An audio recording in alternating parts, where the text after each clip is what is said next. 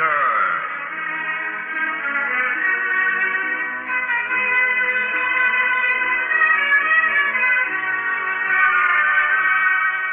Tonight's story by Ron Evans is entitled Keeper of the Tomb.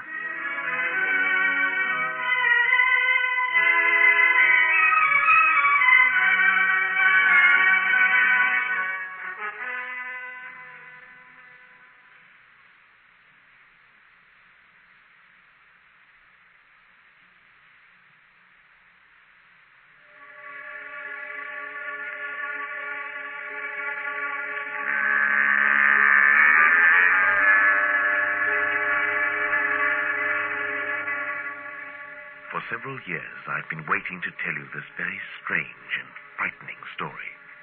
Even now, I'm wondering whether I'm doing the right thing by making some of the facts public. But here goes. Some years ago, I was contacted by an old friend, Julie Richards, whom I knew from university days when we studied archaeology and anthropology together. She begged me to come out to South Africa, where she was on vacation, as she'd found something that would intrigue me. My name is Mark Hyland, and in company with my assistant, Tom Raglan, we flew from London to Johannesburg. Julie met us there in a hotel, where she unwrapped a stone fragment from a cocoon of tissue paper. Take a look at that, Mark. What do you make of it? You're not having us on, are you? No, it's no joke. I found that fragment only last week on a large farm in the Northern Cape Province. Oh, let me see. It's definitely of Egyptian origin.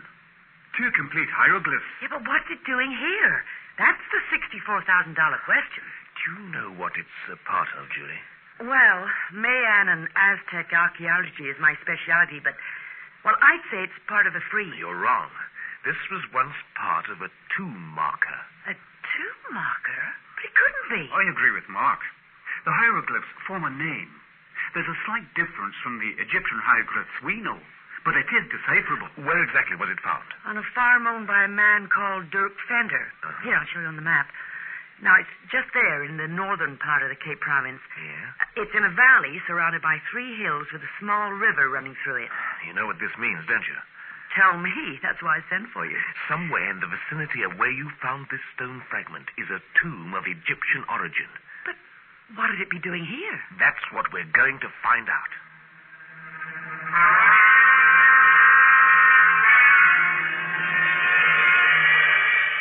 A discovery like this is the dream of every archaeologist. A find which could sensationally revise our present knowledge of ancient history. 2 days later, we arrived at Dirk Venter's farm and carefully went over the ground where Julie had found the stone. There was nothing.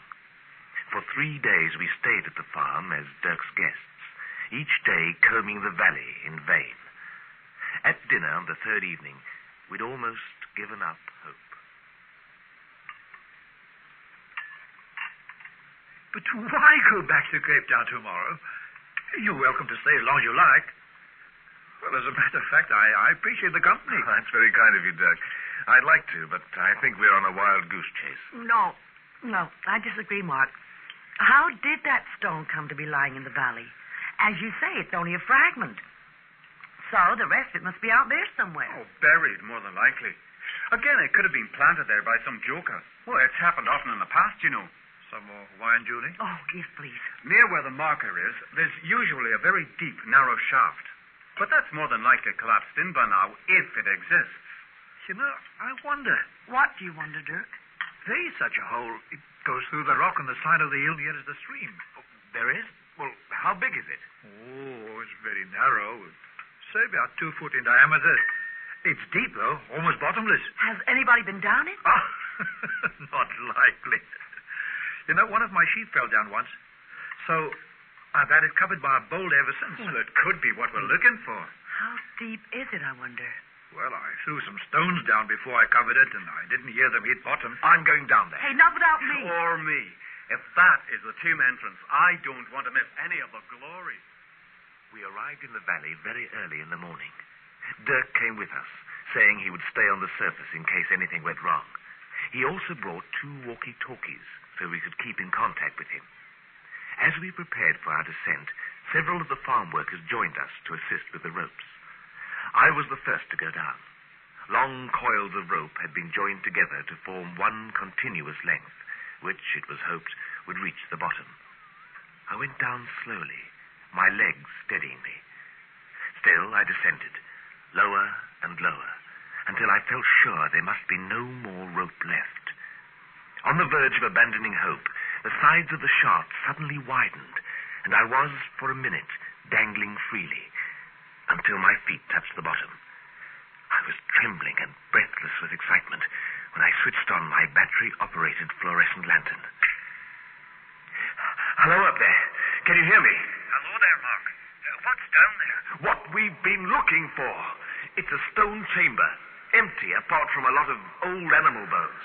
Definitely man-made. And yes, there are a number of hieroglyphic inscriptions on the walls. They're bringing up the rope now, so I'll be joining you soon. Put Julie on, Tom. I heard what you said. So we found the two, huh? I wouldn't go that far, Julie. There are no doors to be seen down here. It's just an empty chamber. But come on down and take a look for yourself. Just you try and stop me. Tom's just being lowered down now.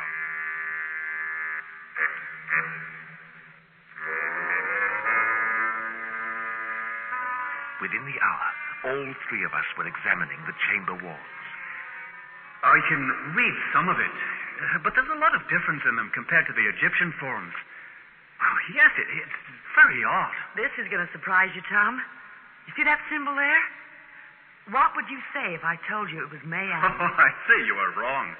Similar, perhaps. It's Mayan, definitely. I've seen that symbol. Oh, and that one, too, many times on the Yucatan Peninsula in Mexico. It's strange. I wonder if there could be an historical connection.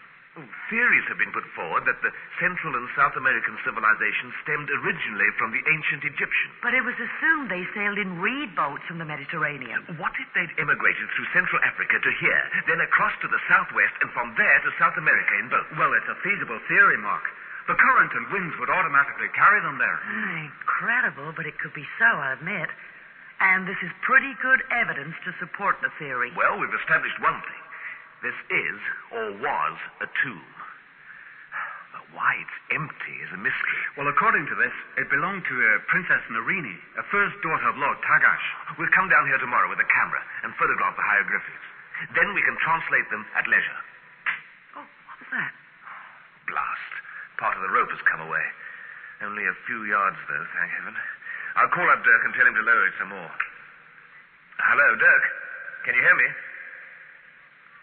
Dirk, are you there? Hey, take a look at the end of this rope. It's been burnt away. It can't be. Dirk, will you come in, please? The radio's dead. Oh, no. It's as though the batteries are finished. Oh, well, here, let me take a look. Oh, you're right.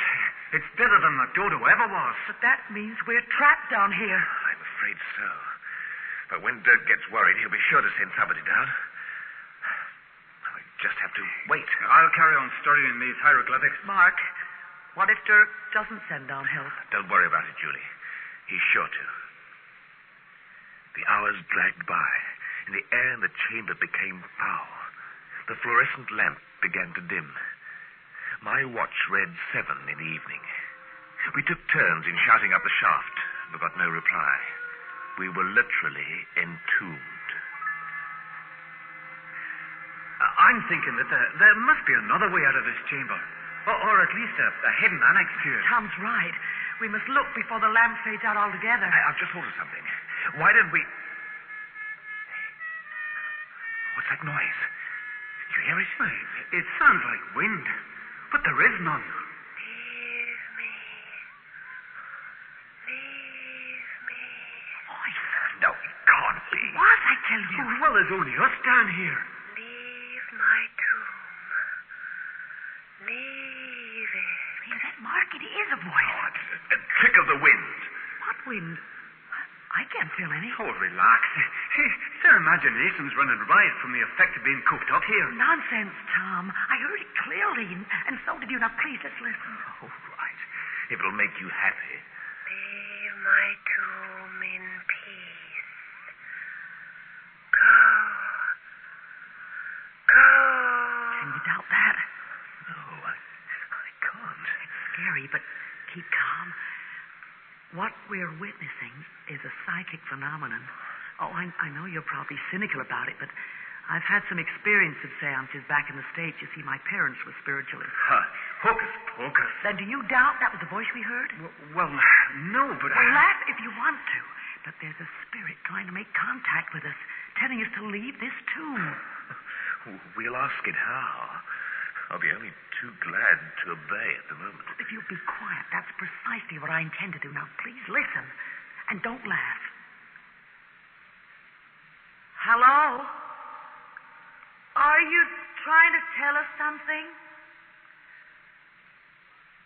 Go away from this place. Gee. We'd like to go, but we're trapped. It was I who trapped you. Why? Are we doing you harm?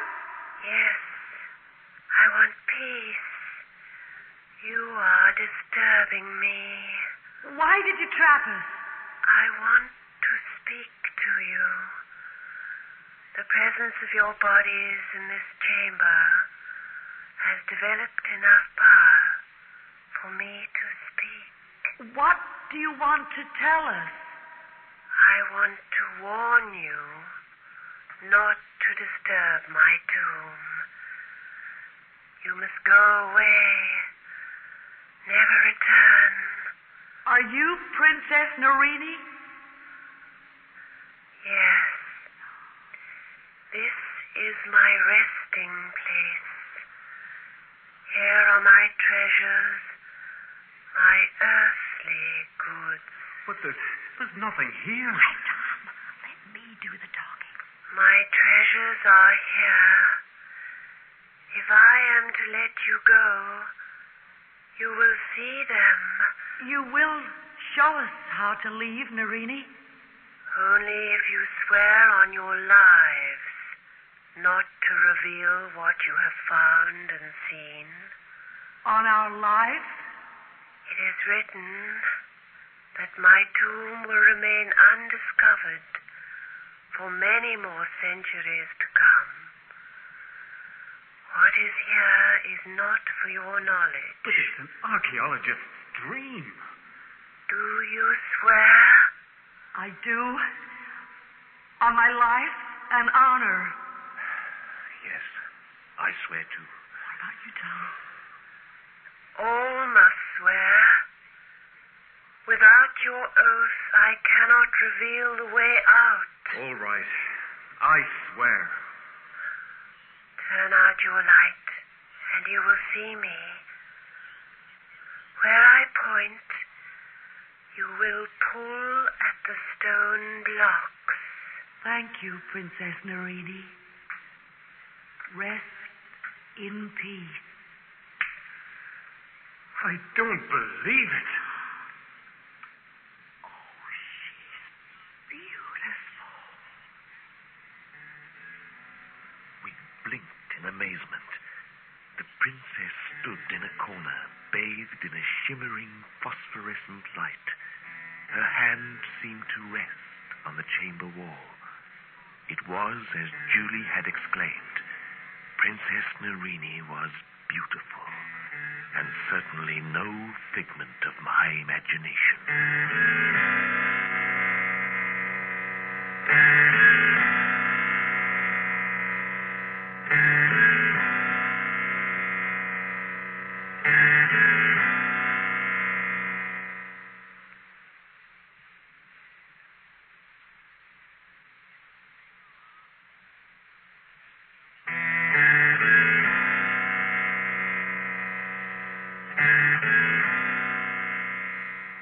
As we stared, rooted to the spot, the apparition dulled and began to fade. Her voice was heard for the last time. You will enter my burial chamber through here.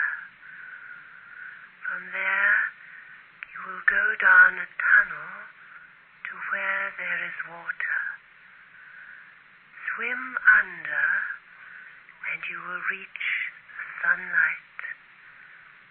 Goodbye, and be sure to keep your vow.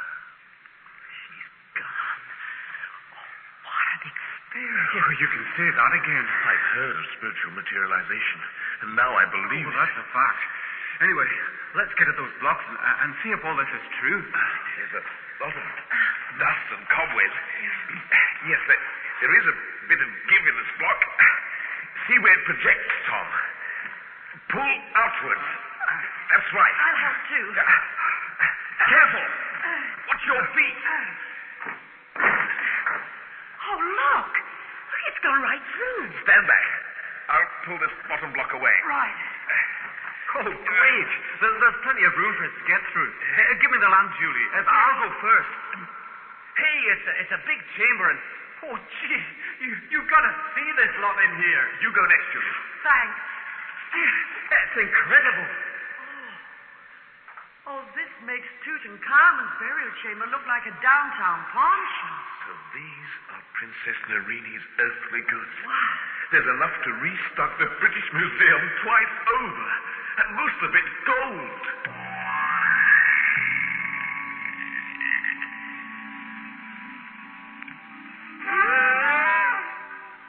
Princess Nerini's treasures were as incredible as her apparition. Though our lamp was dimming, the glitter of the gold artifacts made so many centuries ago were reflected back in clear detail. You see this? It's 8th dynasty at least. 8. Let me see now. That was approximately 4,500 years ago. Let me see it, Tom. Oh, yes, I agree. 8th dynasty Egyptian. What a find! Yeah, but one which we must forget about. Oh, look at it. It's beyond belief. It's understanding. There's the doorway to the passage on the other side of the chamber. Let's go. Oh, please, Mark. Let's examine the contents of this chamber first. There's no time, Tom. The lamp is fading too quickly. Come on. Oh, very well.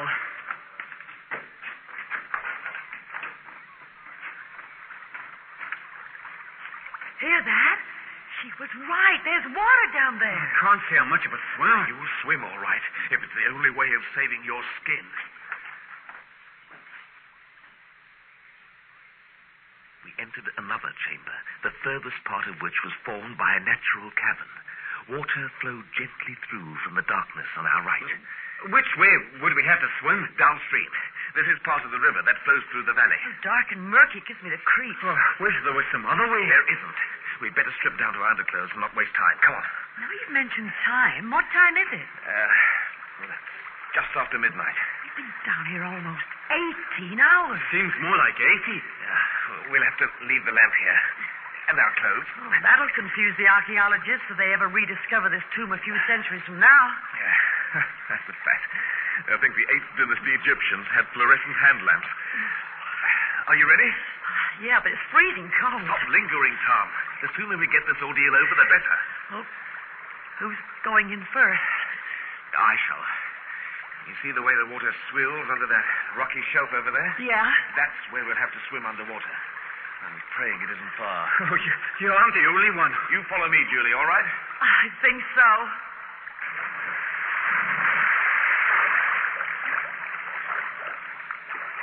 It was not as hard as I'd imagined. The water swept me forward under the shelf, and I banged my head a few times on the rocky roof of a tunnel. Then, suddenly, I burst to the surface. In broad daylight. The current pushed me to one side, and I climbed up the bank. As I turned, Julie emerged from the side of the hill with Tom almost immediately behind her. I helped them both to the bank, and we sat in the warm sunlight to regain our breath. Oh, thank heaven. That's over. I thought that tunnel was never going to end. Something's wrong, Mark.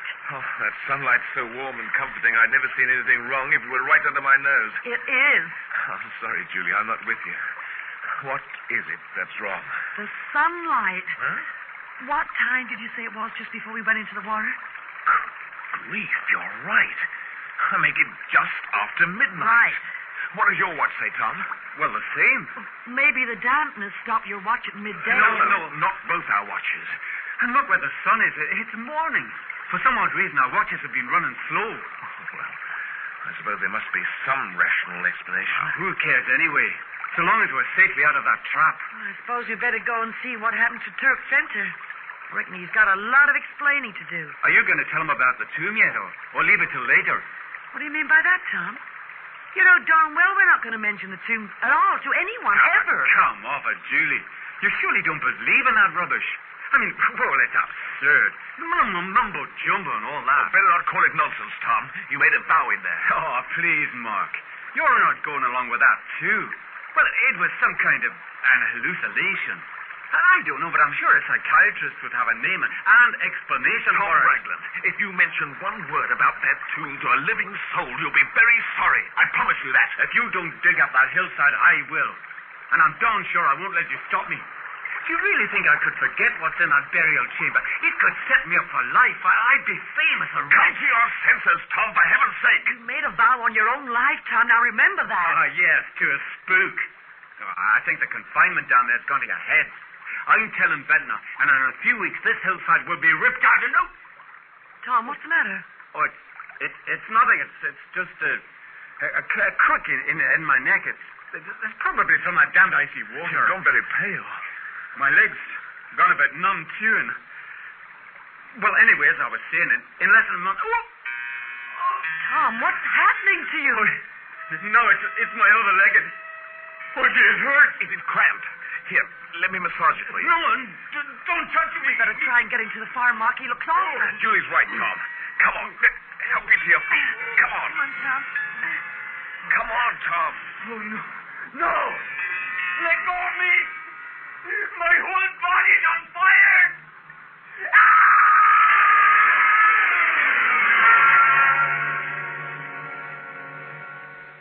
It took 5 terrifying minutes for him to change from a living human into what looked like a wizened, mummified corpse.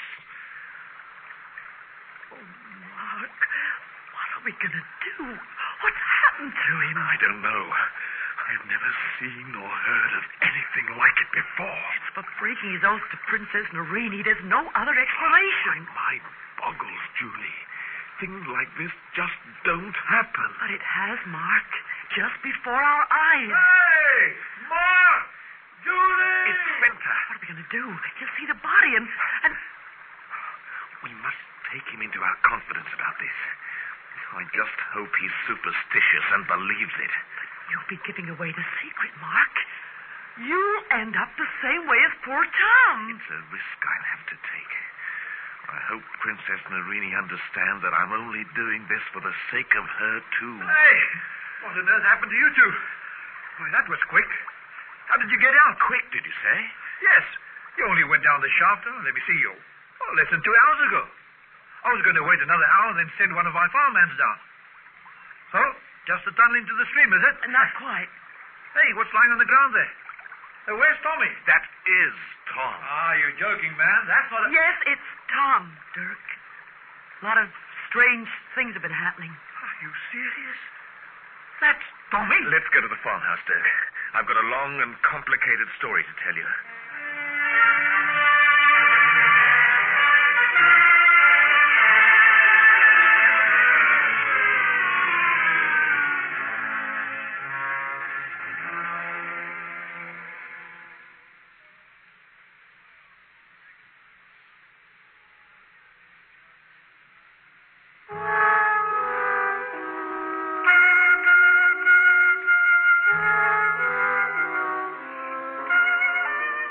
After seeing what happened to Tom, I won't so much as go near that valley again, Mark. You can be sure of that. Hey, but what about his body?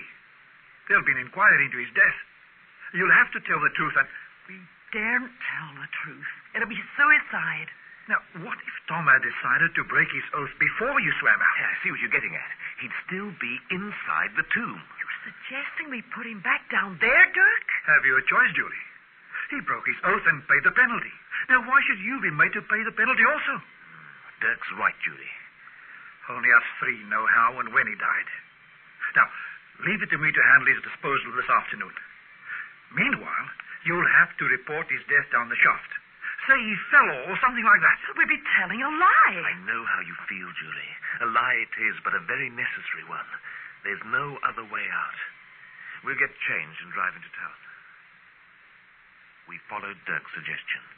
Tom Raglan's withered and dried-out body was lowered into the upper chamber of the tomb, and a large boulder was rolled over the top of the shaft.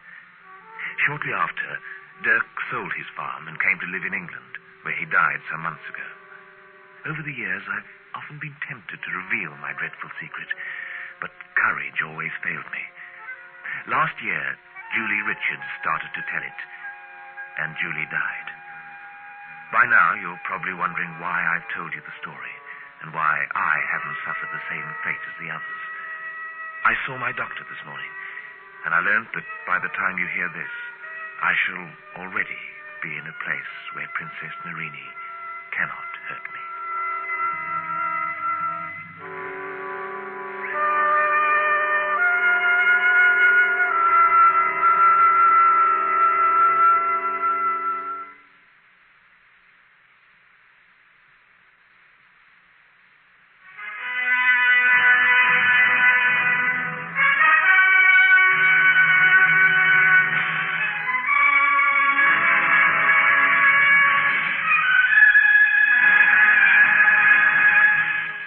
Adventure is produced by Anne Freed and directed by Henry Diffenthal.